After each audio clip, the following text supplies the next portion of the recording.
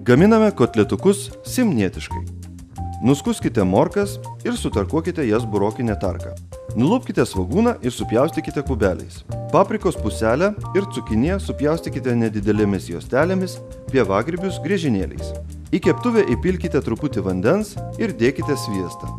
Kai keptuvė įkais, suverskite į ją visas daržoves ir troškinkite, kol suminkštės. Pagardinkite jas druska arba mėgstamų prieskonių mišiniu. Į faršą įmuškite kiaušinius, įberkite druskos, pipirų ir gerai išmaišykite. Suformuokite nedidelius kotletus, jų viršuje įspauskite duobutes. Kotletus sudėkite į kepimo formą, į duobutes įkrėskite po šaukštą troškintų daržovių. Į kepimo indą su kotletais įpilkite truputį vandens ir kiškite juos į 185–200 laipsnių karščio orkaitę. Kepkite apie 40 minučių. Kotletams baigiant kepti, apibarstykite juos tarkuotų fermentinių sūrių ir dar šiek tiek pakepkite, kol sūris išsilydys. Skanaus!